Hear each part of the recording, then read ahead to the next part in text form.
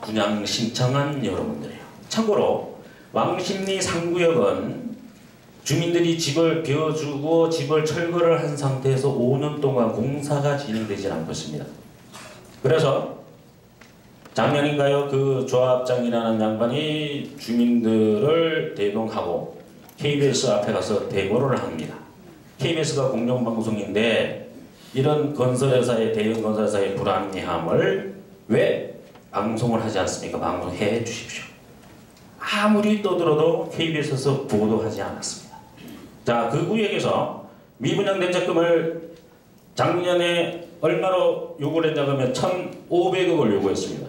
공사비 증가분을 500억을 요구를 해가지고 2,000억을 요구를 했어요. 자, 미분양 대책금은 저도 정확히 산출해내는 방법이 없습니다. 근데 왕십리 3구역을 예로 드린 것처럼 그러면은 몇 프로를 볼 것이냐.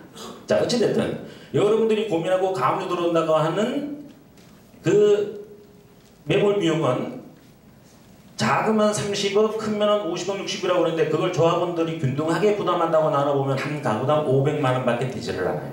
근데 지금 제가 설명드린 현금 정산자 비용이라든가 미분양 대책금이 발생했을 때는 10억 단위가 아니라 100억 단위, 400억, 1,500억이라는 엄청난 금액입니다.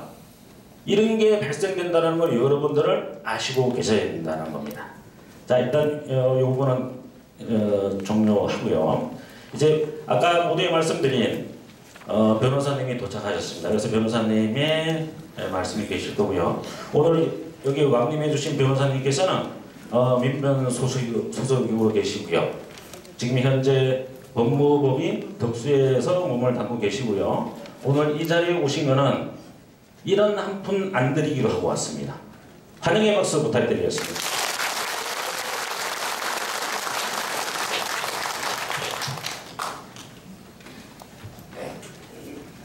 방금 전에 소개 말씀드린 이강훈 변호사입니다.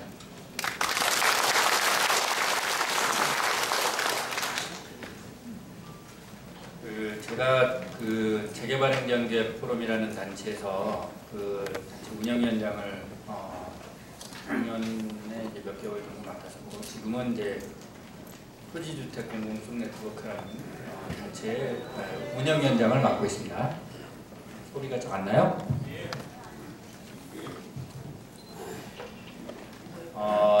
여기에 지금 이렇게 굉장히 많은 분들이 모여 계신데 제가 이렇게 많은 분들을 인천에서도 올해 뵀었어요. 그 인천의 그 북의 2구역인가요? 거기에서도 가압류 문제가 있었기 때문에 여러분들이 뭐 여기 지금 장위 12구역에서 지금 가압류 된 거나 이런 소식을 듣고 이게 도대체 어떻게 된 건지 아마 그게 초기의 관심사이기 때문에 여러분들이 모이셨을 거예요. 제가 들고 가겠습니다. 그렇게 되네. 거기 인천에서도 제가 말씀드렸던 상황하고 사실 거의 비슷한 말씀을 드리는 내용이 될 거예요. 오늘 말씀드리는 게. 그래서 조금 어려우시더라도 일도 양단적인 어떤 그런 그 내용이 아니기 때문에 설명을 좀 드리고 여러분들이 궁금하신 내용에 대해서 질문을 받고 하는 방법으로 제 말씀을 한 20-30분 내에 간단하게 하도록 하겠습니다. 지금 첫 번째로 남겨주실까요?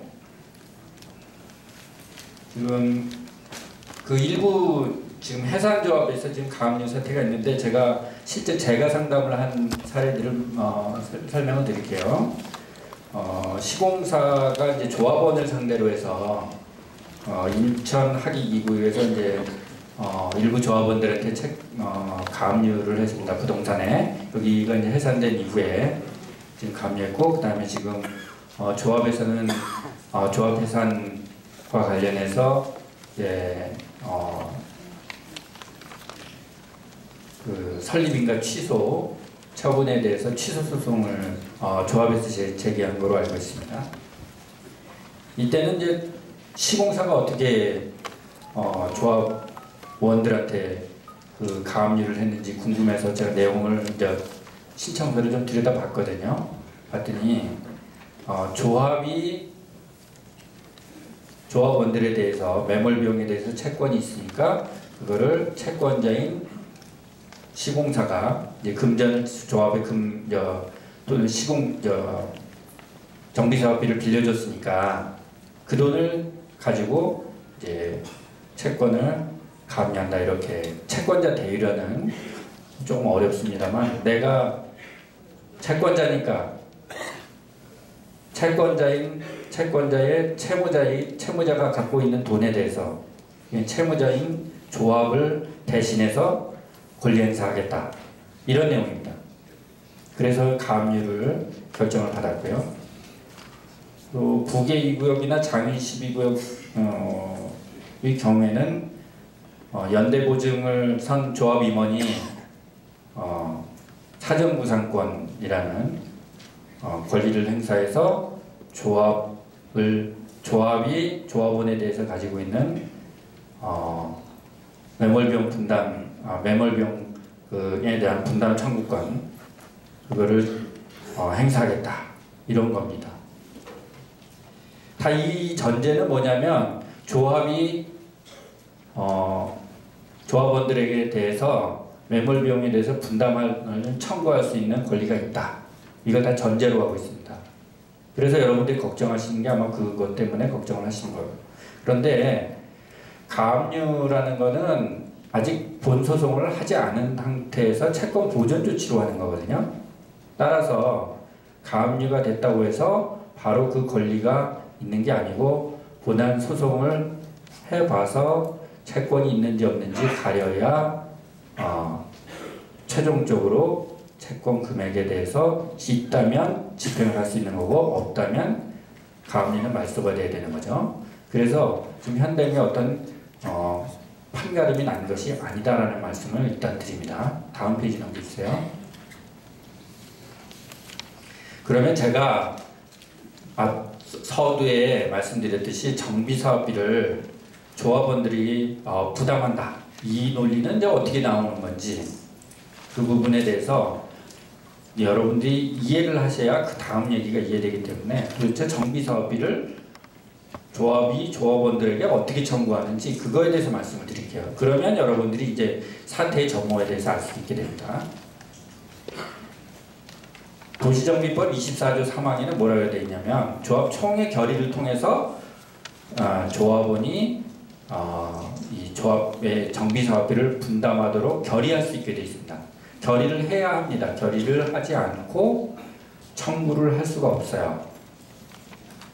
그 다음에 실제 부과하는 방법은 어떻게 하냐면 조합의 수입과 그 다음에 정비사업비를 계산을 해서 수입을 초과하는 정비사업비 금액이 나오면 그 차액 부분에 대해서 개별 조합원에게 부과 징수 처분을 합니다.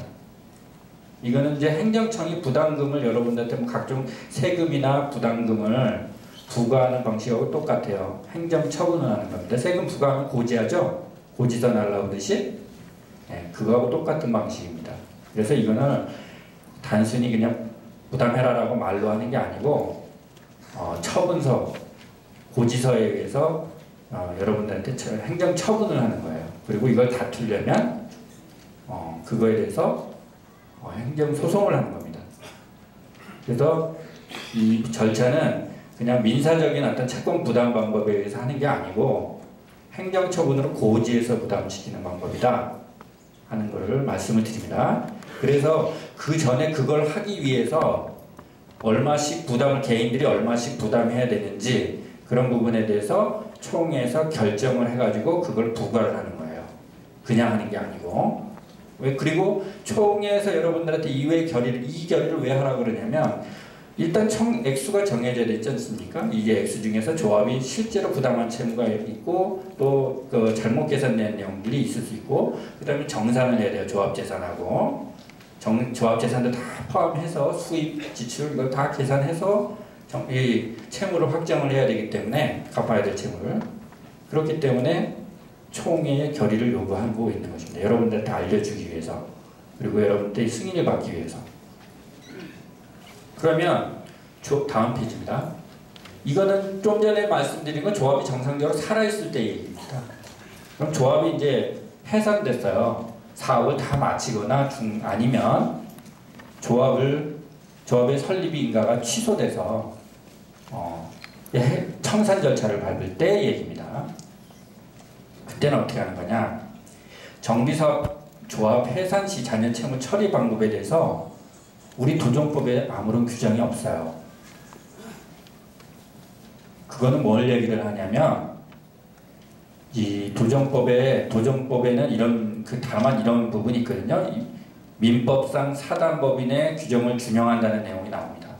그래서 민법상 사단법인의 청산 방법과 기본적으로 동일한 방법으로 청산을 한다는 것을 설명을 하고 있는 겁니다. 그게 어떻게 하는 거냐? 민법상 사단법인은 정관에 특별한 규정이 없고 잔여 채무를 조합원에게 분담시킨다는 그런 구체적인 결의가 없는 이상은 해산 시 조합원에게 잔여 채무가 귀속되지가 않습니다. 이러한 것이 일반적으로 사단법인의 그 청산 방법이에요. 그래서 사단법인 예를 들어 교회 비슷한 교회가 사단법인일 수도 있고 아닐 수도 있는데 비법인 사단일 수도 있는데 거의 비슷합니다. 교회가 만약에 문을 닫는다. 그러면 교회에 채무가 있을 수 있거든요. 그거를 여러분들이 무슨 결의를 하지 않고 그 구성원인 교회 신도들한테 그 채무가 가냐? 그렇지 않거든요. 여러분들이 그 부분에 대해서는 이런 일을 다뤄볼 이유도 없으셨겠지만 실제 그런 일이 있다는 얘기를 들어보지도 못하셨을 겁니다. 예. 이런 방법으로 처리가 되기 때문에 그동안에 이 부분에 대해서 아무 얘기가 없었던 것이에요. 그런데 무슨 근거로 지금 그 정비사업조합에 대해서 지금 채무에 대해서 이런 얘기가 나오느냐? 그거는 정관 때문에 그렇습니다. 제가 다음 페이지로 넘겨주실래요? 예, 이미 넘어갔군요.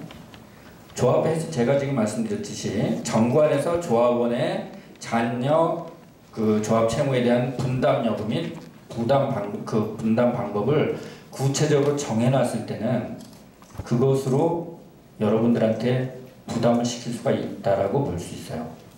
왜냐하면 여러분들이 결의를 해가지고 처음에 조합을 만들 때 부담하겠다는 의사표시 한 거거든요. 그러니까 그런 경우에는 구체적인 부담 방법이 정해져 있으면 여러분들한테 그거를 그 조합 정관을 근거로 해서 여러분들한테 부과를 할 수 있다고 봐야 될 겁니다. 그래서 제가 일도 양단적으로 아니다 이렇게 말씀드리는 건 좀 섣부른 얘기 같아요. 왜냐하면 법리가 그렇기 때문에. 다만 그래서 제가 지금 지금 현재 정관이 어떻게 되어 있는지 여러분들 잘 보시고 이 부분에 대해서 판단하셔야 된다고 말씀드리고 싶어요. 정관 지금 현재 대부분의 정관들은 표준 정관을 따르고 있습니다. 이 표준 정관이 어떻게 되어 있냐면 다음 페이지 넘겨주시죠. 63조에 이렇게 되어 있어요. 표준 정관에 청산 종결 후 조합의 채무 및 잔여 재산이 있을 때에는 해산 당시에 조합원에게 분양받은 토지 또는 건축물의 부담 비용 등을 종합적으로 고려하여 형평이 유지되도록 공정하게 배분하여야 한다. 제가 개별 조합의 모든 정관을 지금 다 살펴볼 수 없기 때문에 표준 정관으로 설명을 드립니다. 대부분 표준 정관하고 동일하게 되어 있어요. 여러분들 그 조합들의 정관은 여기 지금 보면 배분하여야 한다 이렇게 되어 있죠. 이건 뭐냐면 배분해야 되는 어떤 절차가 있다라는 것을 얘기하는 겁니다. 그냥 한다는 게 아니고 그냥 이런 게 필요 없으면 그냥 분담되는 거로 그냥 정해놨겠죠. 그런데 배분해야 한다라고 하는 거는 어떤 배분할 절차를 전제를 하는 겁니다. 자동적으로 분담한다는 게 아닙니다. 그리고 저 방법은 분담 방법이 뭔지도 정확히 나와 있지 않아요.